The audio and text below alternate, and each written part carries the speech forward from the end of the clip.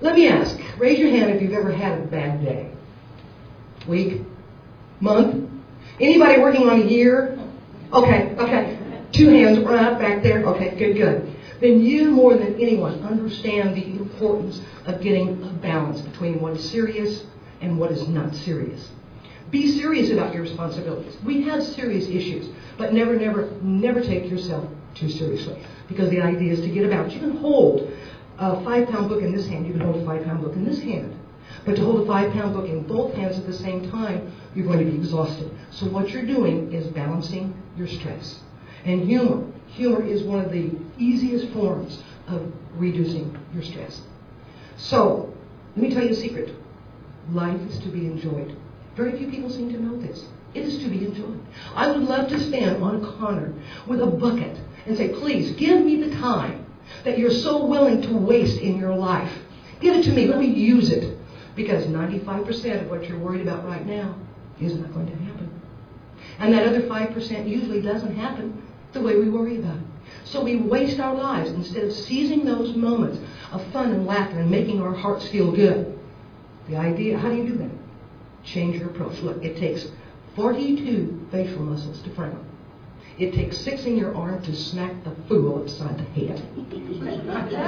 Change the approach. Those moments are everywhere if we will be open to them.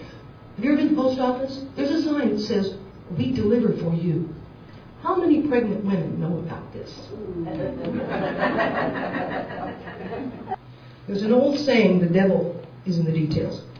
Whether it's your leadership role or your choice to be the CEO of your life, when something goes wrong, go back and look for what you didn't think was important. Let me make the point. If an alligator comes in your house, you're going to attend to it. It's big. You've got to do something. But termites are so destructive because they're small. We don't even notice them until they've done the damage. So in your leadership role, in terms of your skills, in bringing out the skills of your employees, or your role as a parent or a friend, if something isn't working, it's going to be something that we just simply overlooked because we didn't think it was important. One of the most important things you can do as a leader, as a human being, is help to bring out the success of other people. That's the bottom line. But to do that, to empower yourself to bring out the power of others, we have to talk about value. Now, this isn't a real $100 bill because you'd probably take me down to get it, right?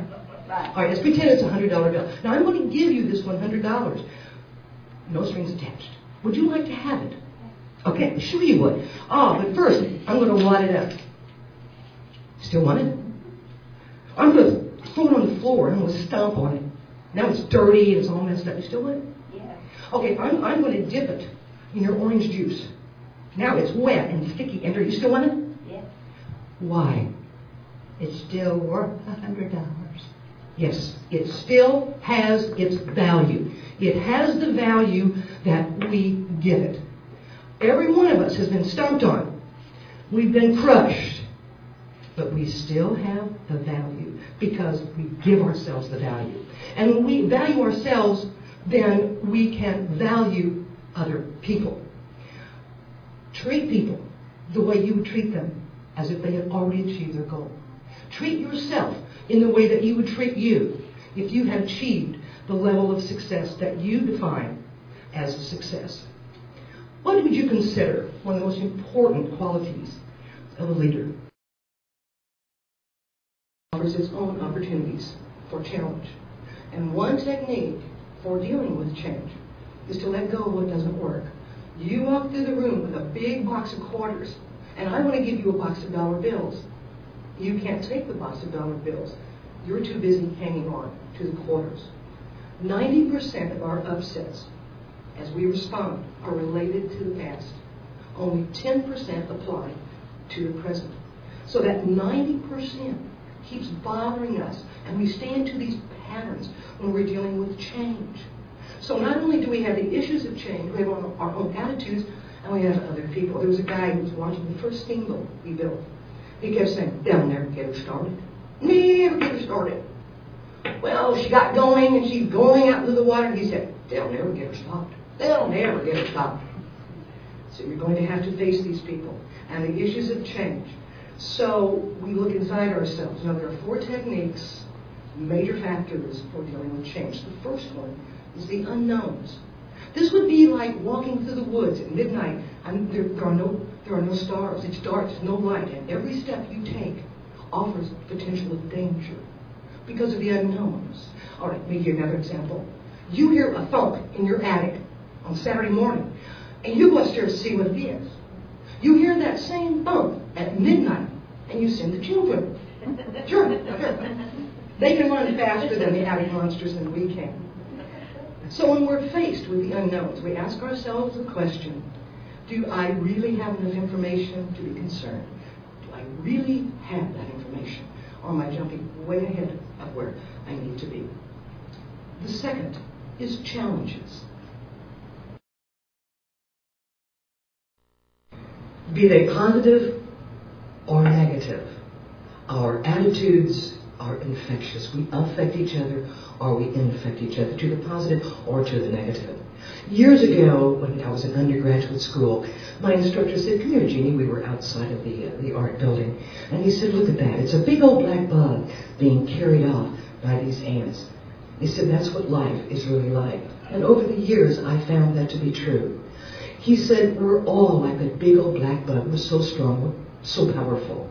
And those ants are negative people and situations in our life. One-on-one, that black bug can overpower any one of those ants. But in mass, the ants can overpower the big old black bug. But we are that big old black bug. We're very, very strong, and we get stronger with each thing that we face.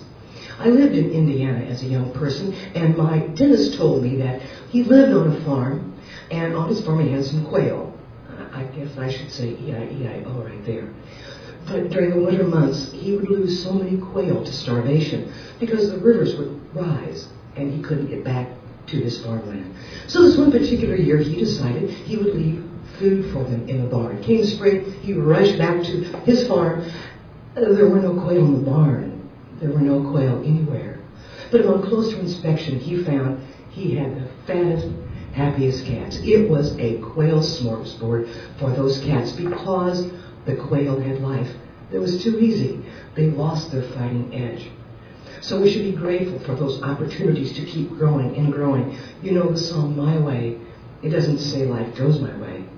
It says I took the blows and I did it my way. 2 artists were asked to paint tranquility. One painted a lush green field of fluffy clouds, and the other one painted a dangerous waterfall, and a storm was approaching, and the sky was very dark. And as you looked at the picture, you saw a tree that was just right out over the most dangerous part of the waterfall. And in the middle of the tree, in a little delicate branch, was a bird's nest with the mama and the babies asleep. So what is tranquility? The lush green field? Sure, we take vacations. But true tranquility is in the face of adversity, the storms that we face. We feel the peace inside to face whatever that challenge may be. I have a plaque on my kitchen table to remind me every day, peace is not the absence of conflict, it's the ability to cope with it. And while we are coping, remember to keep your sense of humor. And I learned it years ago. All the girls in my class in high school, they wore the short skirts and the go-go boots, and it just looked terrific. I looked like a parakeet in shotgun shells. So I learned a long time ago, keep your sense of humor, develop your mind. And when things get to be too much, I remember what Mother Teresa once said when she was asked, how do you handle life? Every day, people need you, one after the other. It just never stops. She very calmly said, I simply take them one at a time. And she also said, we can do no great things. We can only do small things with great love.